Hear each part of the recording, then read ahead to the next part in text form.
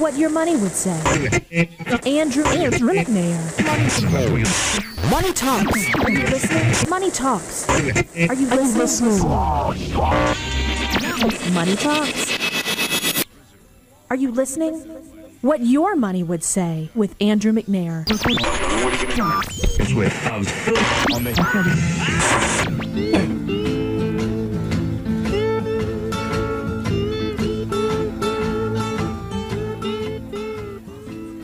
Good afternoon, everyone. Welcome to What Your Money Would Say.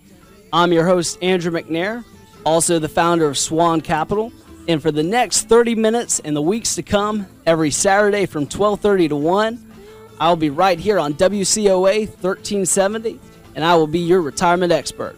My goal is to pull back the curtain and remove the mystery of retirement by reducing your risk and providing you transparency. I'm going to educate you on the gizmies and the gotchas of investments and the different strategies you can use in retirement. See, SWAN-Capital stands for Sleep Well at Night. See, I got sick and tired of seeing families spend their entire life working to pay bills, saving for retirement, and giving to charities, only to retire and still worry. In retirement, the only worry you should have is where you're going to travel this winter. There's no reason you should lose sleep over the stock market. There's no reason you should lose sleep on if you're going to go broke in a nursing home. There's no reason you should lose sleep over taxes. And there's no reason that you should ever worry about outliving your money. See, you deserve to sleep well at night. And that's why I created SWAN-Capital and What Your Money Would Say. That's my number one goal. See, the only difference between me and you is you only retire once, but I help people retire every day.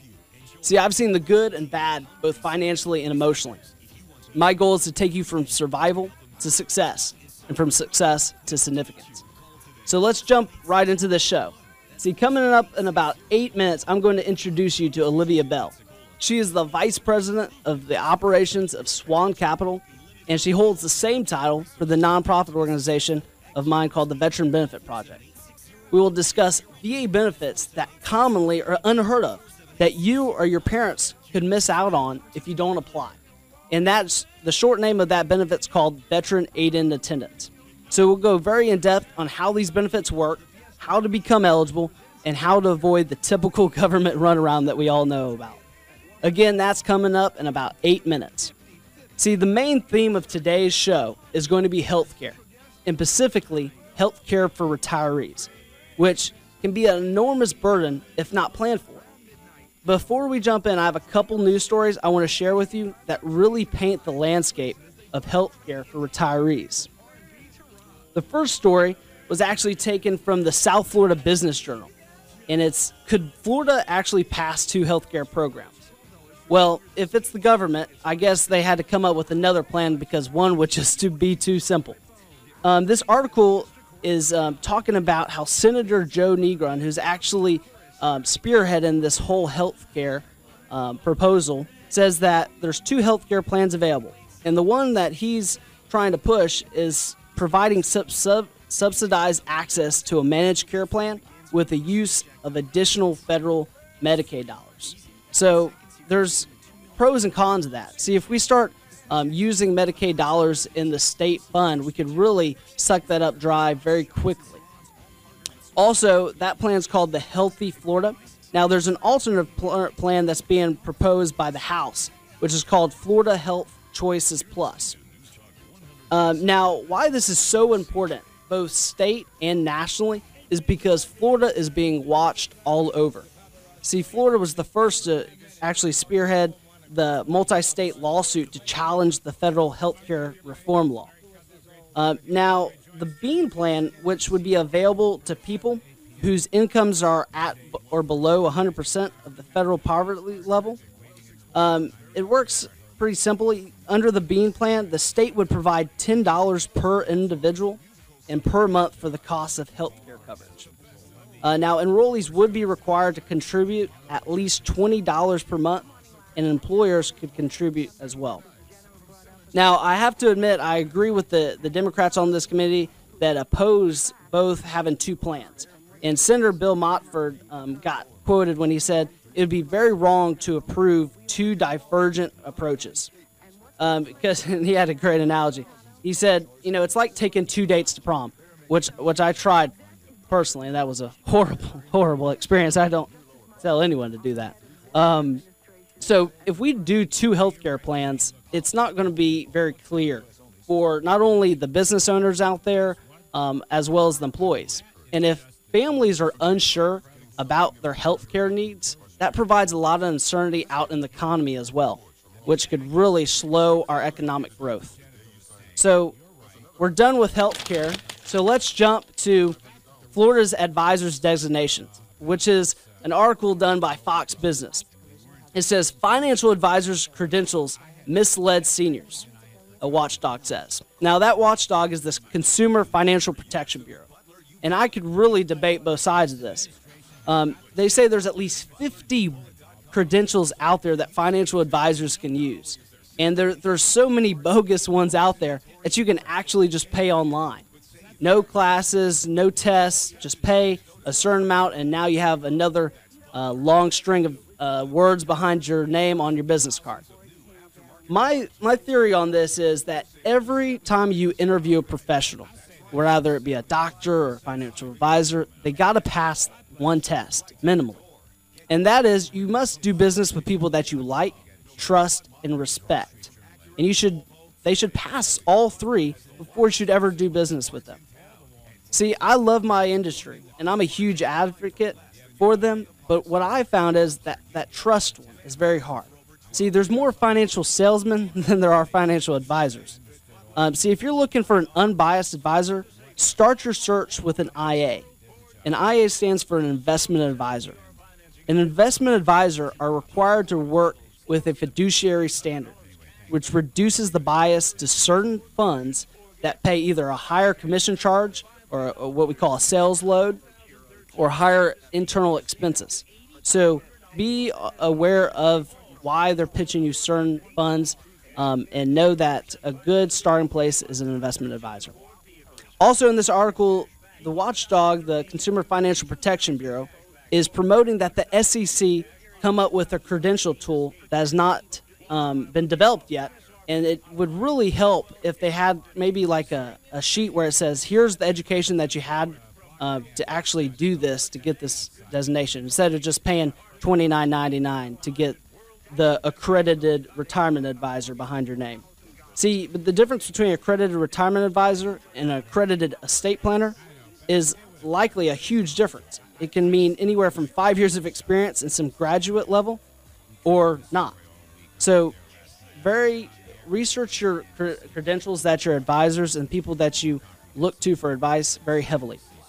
Now, you're in luck. In my first book, Why You Won't Come See Me, 9 Reasons Why People Don't Use a Financial Professional, I came up with a checklist that kind of gives families a starting point on what to actually ask an advisor that you're looking at using for yourself. And I'm just going to briefly cover a couple of these. Now, if you want to look into other books I've written, go to SWAN-Capital.com, and they'll take you directly to the Amazon where you can find and purchase those copies. Now, the first one on this list is he competent? See, beware of someone who continually uses jargon that is over your head. If they're trying to impress you with multiple terms, they're more likely just regurgitating some sales manual. Also, if they have so many sales charts and graphs, I want, at least personally, I don't know about you, I want someone that can, if you can't draw it on a piece of paper, I don't think you really understand it. So when I go into a meeting, I just take a note sheet because I don't want it to be any complicated. I don't want to have to try to impress you with graphs or sales charts. I want something simple that anyone could understand. Also, how long have they been in the industry? And if they haven't been in the industry long, find out what they did before so that you can kind of get a background of who you're actually entrusting your finances with. The next one is, are they referable? How did you hear about the financial advisor?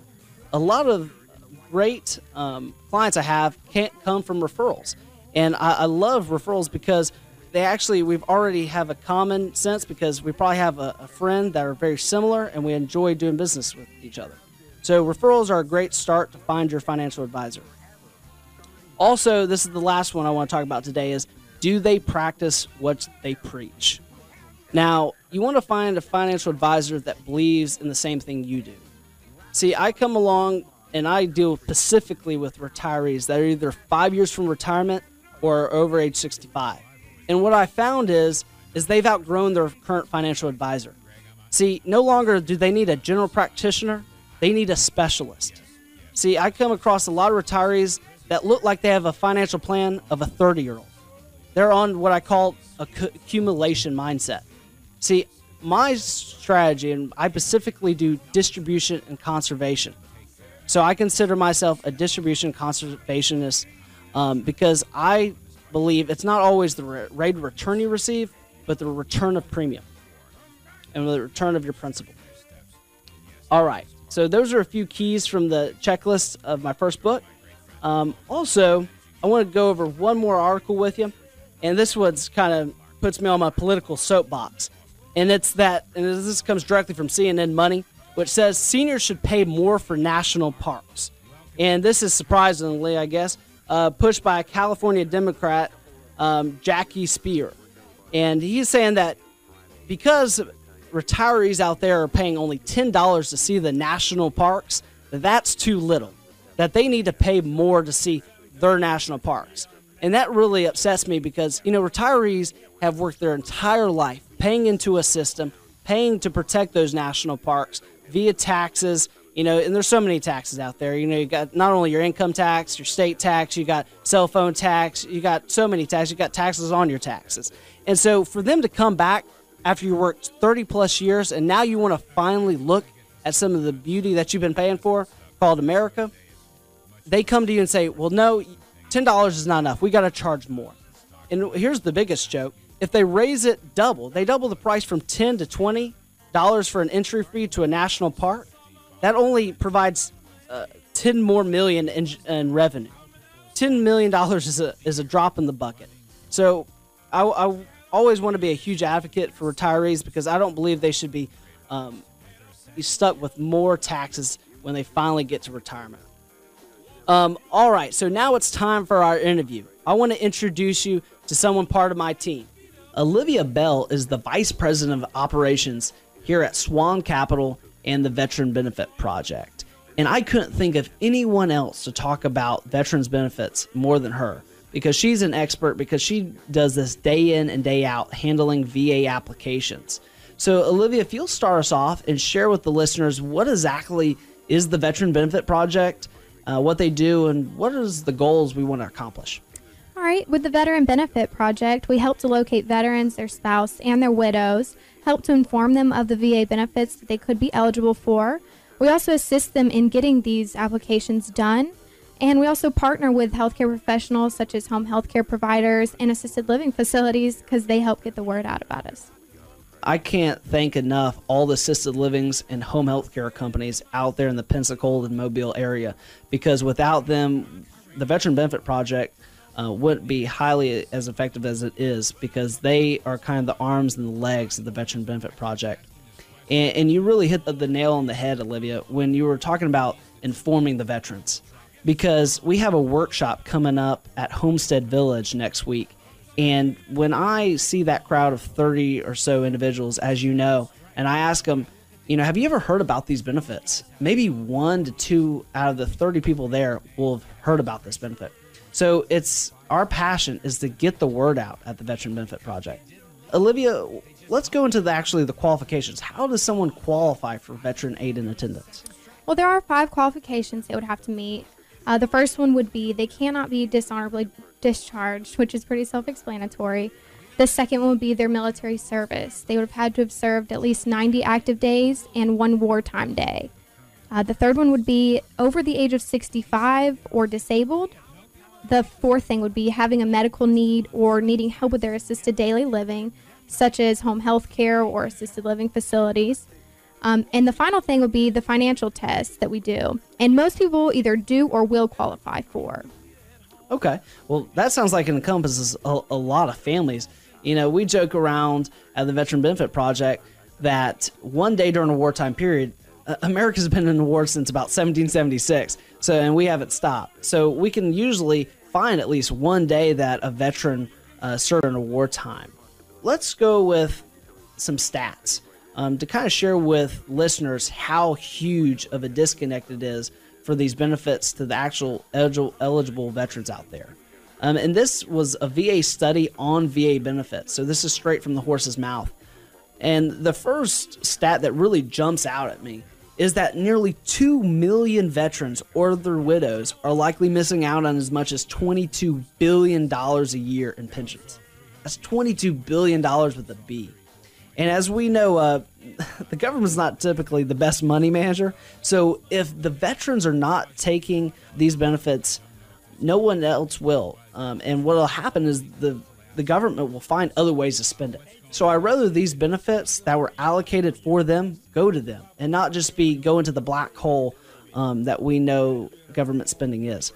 Now, the VA says they have only limited success in finding these veterans and that widows are hit the hardest. Can you tell us a little bit about that, Olivia? Normally, it is mainly widows that we deal with. They do completely forget about, or they don't think that they qualify for any benefits after their husband has already passed. Right. That's probably about 70-80% of the people we see. And it's sad because it's a real shame that they just assume that there's no benefits available for them. Now, also, a VA pension official said in this report that there are so many of these people, we don't know who they are, where they are, or where to find them. And that really makes me scratch my head because what happened on April 15th, Olivia? Tax day. Right. Everyone's favorite holiday. So doesn't the IRS know who you are, where they are? And if they don't know where you are, they know where your checking account is. So I have a real problem with that when they say we don't know where these veterans are. Also, during those qualifications, you talked about those wartime dates. And you said at least one time during a wartime date. Could you share with us what those wartime dates are briefly? The most recent wartime dates, starting with World War II, would be December of 1941 to December of 1946. The Korean War, which was June of 1950 to January of 1955. Vietnam, which was August of 1964 to May of 1975. And the Gulf War, which was August 1990 to the present war we're in. Right, well, that may finish one day in this century.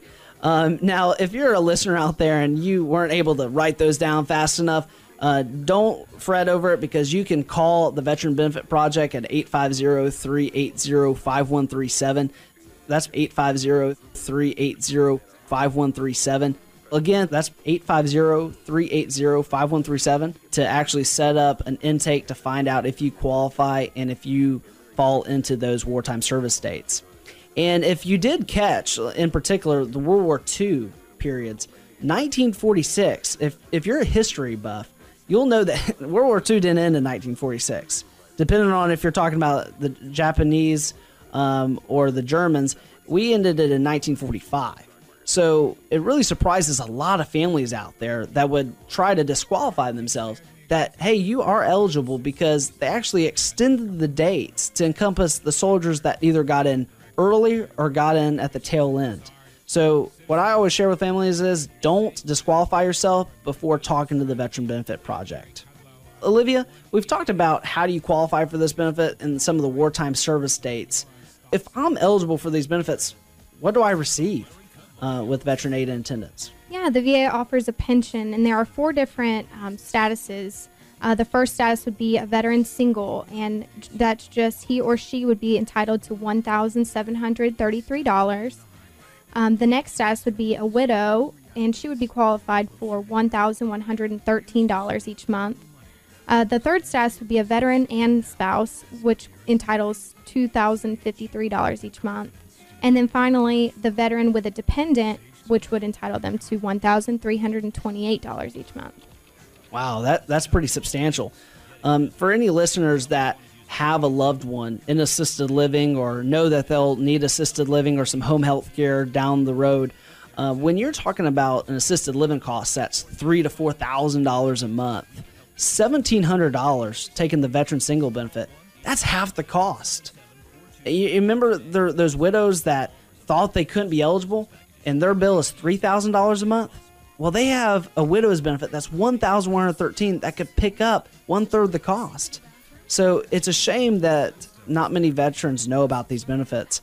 What's the really nice thing about this benefit, Olivia? That it is tax-free. Wow, and I don't know what's tax-free anymore besides the air we breathe. It seems like there's fewer and fewer tax breaks we get these days.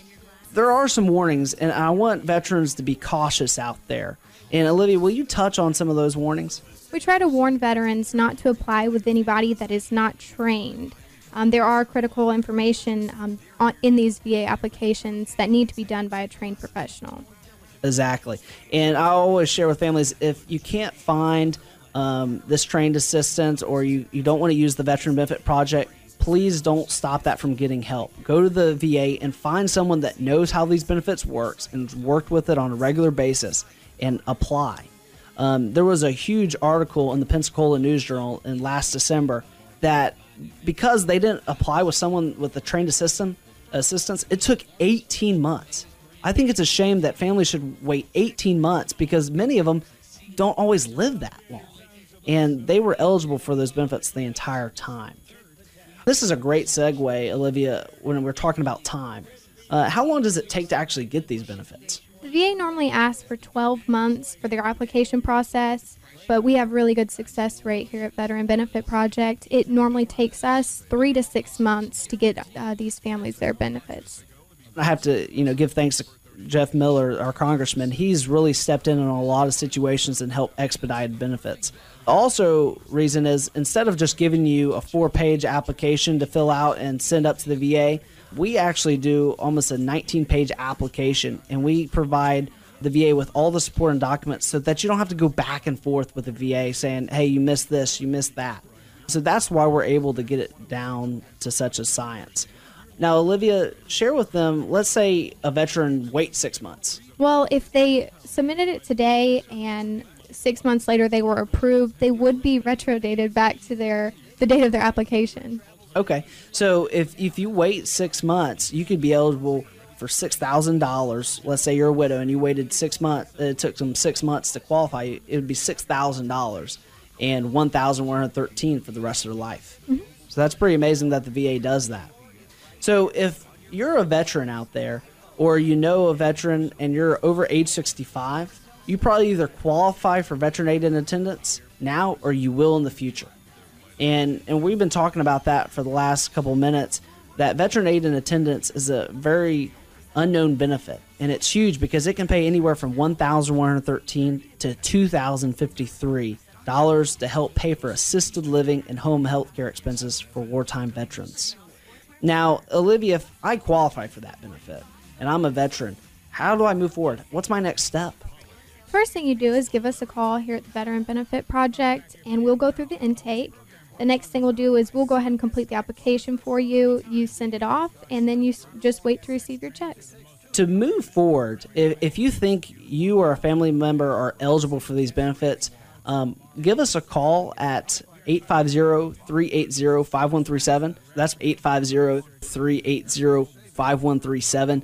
And that is the Veteran Benefit Project's phone number. And the website is veteranbenefitproject.com. That's no S's, just veteranbenefitproject.com. Well, again, thank you, Olivia, for taking time to help share with families what veteran aid and attendance is and how someone becomes qualified. Thank you for having me. What your money would say. Today's financial landscape can be rough. One of the most important aspects of planning is choosing the right guide to help you navigate the road to retirement. Andrew McNair and the team at SWAN-Capital is dedicated to providing the very best service in the retirement planning industry today. SWAN-Capital is a full-service independent wealth management firm dedicated to providing guaranteed custom income plans that you cannot outlive. Contact Andrew McNair at SWAN-Capital 850-380-9558. That's 850-380-9558. The difference between SWAN-Capital and you retire once. We help people retire every day. You should be enjoying your retirement years, not letting worry keep you up at night. SWAN-Capital. Sleep well at night. Contact Andrew McNair at SWAN-Capital 850-380-9558. That's 850-380-9558. Again, that's 850-380-9558. Retirement expert Andrew McNair. Changing the retirement paradigm. Now back to what your money would say. Brought to you by SWAN-Capital.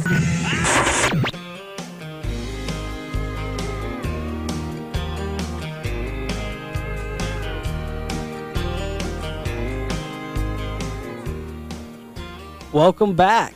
Now, if you missed our interview on veteran aid and attendance, be sure to check out SWAN-Capital.com to actually listen to our podcasts so you don't miss anything. All right, so if you're not a veteran out there, and you're saying, well, I hate that I didn't serve, I don't have that honor, but how am I going to pay for assisted living or home health care expenses? Well, I got three words for you. Long-term care insurance. Okay, that's four, I guess. Now, many families out there either own it already. Now, most just don't know what they own, though. So I find a lot of families say, well, Andrew, I bought this, someone sold it to me, but I have no idea what it actually does. I want to go over some real key terms real quick with you that if you need to look through your policy and look at these terms, and I'll go over them with you.